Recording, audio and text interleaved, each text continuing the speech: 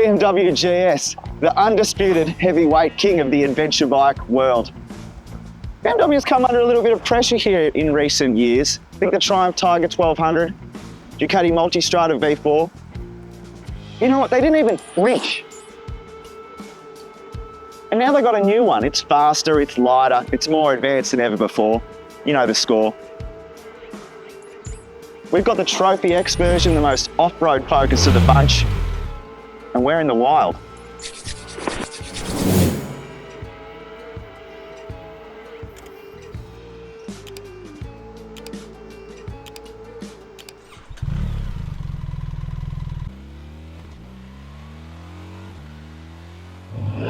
So the Trophy X, as you can imagine, gets all the off-road goodies. You know, the big wire-spoked wheels, Metzeler Karoo, knobbly tyres,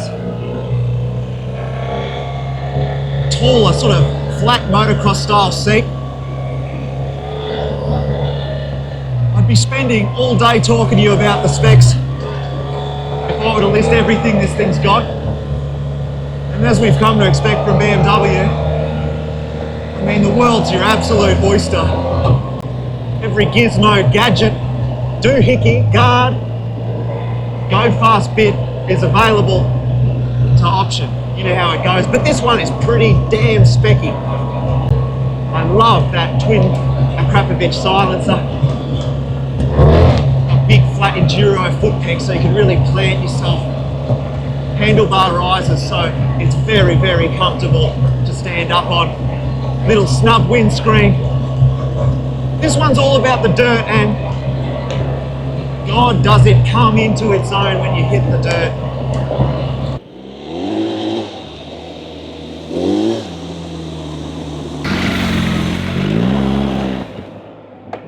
I don't know just how mind-numbingly fast GSs are. I remember the first time I rode a GS, would have been an R1200. When I cranked that throttle, I was blown away. Now that was 2 generations ago. This one's faster, bigger capacity, more power, and geez does it wail. It is a monster!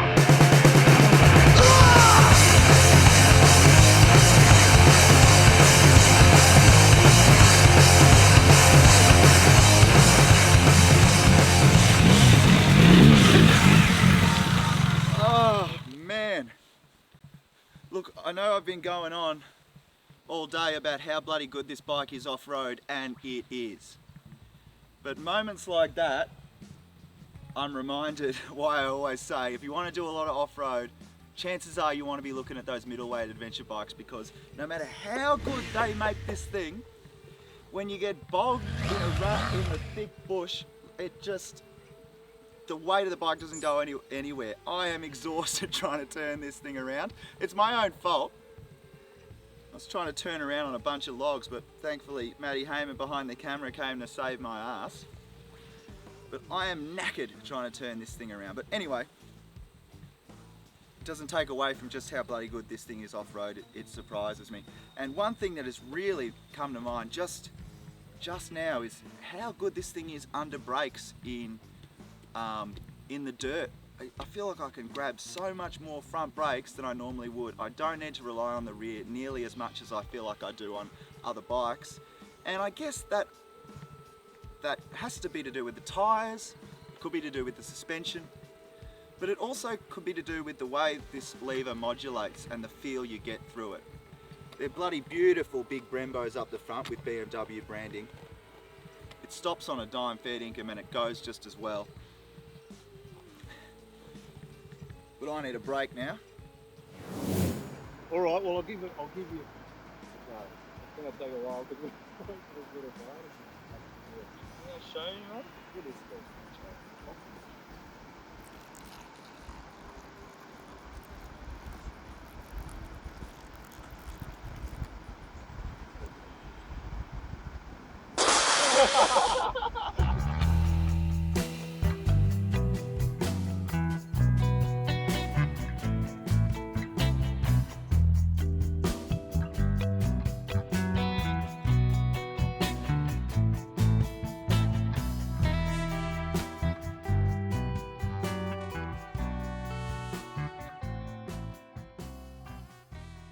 Well, this is rather pleasant. I thought I'd better take this opportunity to really illustrate how different the R1300 GS is compared to its predecessor, of course, the R1250 GS. Let's put them side by side. I mean, the first thing you notice is all new bodywork. We've got that familiar sort of front beak, but it incorporates this X-LED headlight signature, which really makes it stand out compared to the previous bikes. You'll also notice the trellis frame of old has been replaced with a steel and aluminium setup, which has helped shed weight. Now, depending on how you spec it, the new GS is roughly 12 kilograms lighter than before. The bike's also significantly smaller. The engine is more compact now, and the way BMW's done that is they've moved the gearbox to underneath the power plant, which also has allowed them to increase the length of that swing arm. Speaking of suspension, all new front and rear. I have been so impressed with the way this bike puts so much power down to the ground. I loved the Enduro Pro Rider mode. It seemed to give me exactly the amount of slip I wanted. It loves getting loose, and that front end just hooks in. It hooks in. Not to mention those brakes. Some of the best front brakes I've ever experienced on an off-road bike. If you get everything right, if the planets align, this thing will do 0 to 100 in 3.4 seconds. It's nothing to sneeze at. It is mind-blowingly fast, yet composed. It's still a GS. Despite all these changes, you hop on and you feel right at home if you've ridden a GS before. BMW has definitely gone to a lot of effort to retain that lineage and the character it has become so famous for. It is undoubtedly a better bike, but BMW hasn't had to reinvent the wheel here. I mean, the R1250 GS was fantastic. It remained competitive, but they've just turned it up that little bit extra. It's a more refined motorcycle. It's easier to ride. It's faster and it's lighter.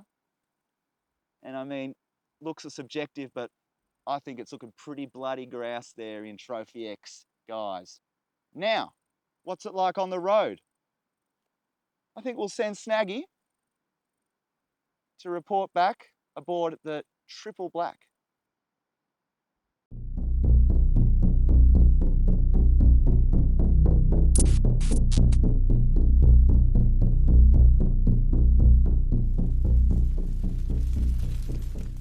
Well, if you're anything like me, you've been a bit of an expectant father waiting for the BMW R1300 GS to land down under. We've just watched Spencer belting one around in the bush, slip sliding all over the place, as he enjoys. What you're looking at here is the Triple Black variant, which is an adventure bike, but has as its basis a very good road going mentality. And the reason for that is it's fruited up with a lot of really smart road going spec. You get black spoked wheels, fog lamps, an electrically adjustable windscreen, preparation for GPS and Vario expandable bags. You get blinkers integrated into the handguards. You get active cruise control. You get a comfort seat, which is heated. You get central locking, for goodness sake, and I'm sure I've left something out. The bike is completely fruited up. Now, I like all that, but the main thing is, what's it like to ride? Well, I've been taking it out in the Victorian bush for a few weekends now, probably 1600 Ks, twisties, mountain passes, farmland, the works. Exactly what I love doing, and I'll let you know how this works. Riding mode 2 Dynamic Pro, just to give me that nice quick response. I've left the suspension in road mode because it is absolutely phenomenally good. That active suspension is a jump ahead. It really is a feather in BMW's cap. This bike handles just phenomenally well. Absolutely incredible. Now, the GS moniker, how important has that been for BMW globally? In fact, I would suggest it's probably their most important bike almost of all time. And we can be thankful that they came out with the GS and the concept of adventure riding, because that's given us the multi-strata, it's given us the Triumph Tiger 1200, it's given us the KTM Super Adventure 1290. It's the fact that BMW put a bike together called the Strasse, indeed. Well, we probably all know that the GS, Strasse, showing off because I know what that means, is probably the most influential bike that BMW's ever made. That's how important this is. It changed genres, but it became a little bit exclusive. It became a really big bike, and you had to be a kind of big guy to deal with it. Now, I'm not a big guy, and it was sort of outside my range. Now, BMW listened, because everyone in the world was saying they're getting too big. This has been slimmed down in every way. Weight, width, height. There's smart tech that makes it lower for you. It is a smaller motorcycle. It's a completely different frame. Gone is the trellis. We're now looking at a pressed steel and tubular aluminium subframe. They changed every single thing you can think about it. But the weird thing is, it's still a GS, and it's brought people like us back into the market. For me, the bike is pretty well perfect in regard to seat to peg relationship, bars to hands. I might think about turning this bar around a few degrees to pull these bars back slightly, but that adjustability is easy. No, you're not dreaming. 178 centimetres of snaggy, sitting absolutely flat-footed on a BMW GS. Now, that has never happened before. So, I'm so pleased to be able to be part of the GS thing, when it was a little bit preclusive for me, I must say. What I need from a bike, I need comfort, and this comes with the optional comfort seat. Triple Black has it, it's standard. I need smart ergonomics. I have to be able to sit comfortably. I like to do big, long days. 500 Ks a day is nothing to me. I like to do those things, but the bike has to be able to do what I need it to do. Smart ergos, comfort, panniers. I love having bags. Once you've had bags and you take them in your motel room, you're gone. It's all over. You'll always want them. Power. If you need more, you should be racing. You shouldn't be riding motorbikes on the road. You should be winning world championships. It's got all the stuff to cut out those big, long days. We're nicely set up now with the active cruise control, doing the right thing. I've got us plugged at 104. The very good fellow in the chimney ahead of us is doing precisely 100, and he's doing all the work.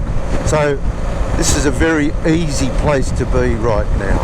Look, I don't know what they've done here, but I always found previous GS's a little remote in the steering. A little bit, the wheel felt a little bit far away from you. I know it's hard to quantify that sort of thing, but it's just a feeling, and us motorcyclists, we motorcyclists have that. Someone has waved a magic wand under here with this telelever, because it is completely different. I really feel like this is a pointy motorcycle, and GS's in the past weren't like that. Now, it's all electric active suspension. You can change every mode. It's so complicated, yet pretty easy to do from the TFT screen. The rear suspension is fantastic. There is a variable spring rate that is operated electronically. I mean, it is technically wondrous. And what it's done, it's made a pointy front end out of this bike. It is suspended as well as any BMW I've ever ridden. Now, the Triple Black comes with Michelin Anarchy Adventure tyres, which is probably an 80-20 tyre, maybe a 70-30 road versus off-road. So it has some capability, and this sort of hard pack stuff like this, you know, the GS eats it up, absolutely eats it up. And that's what I like about it. I'm never going to climb trees with one of these things.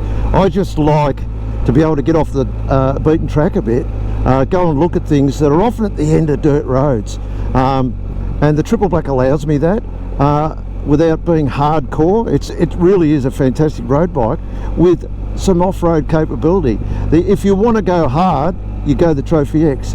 If you want to be able to go places and just enjoy the ride, on a very, very competent motorcycle. This is her.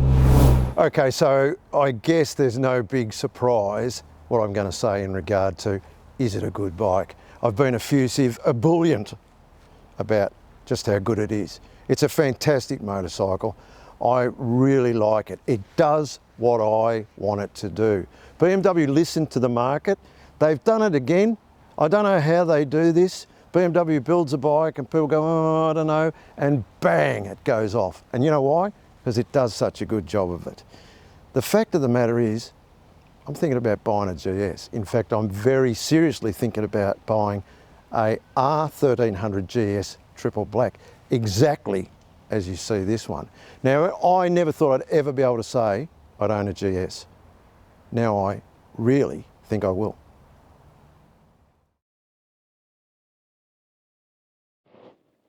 Motorbikes are scary as shit, man.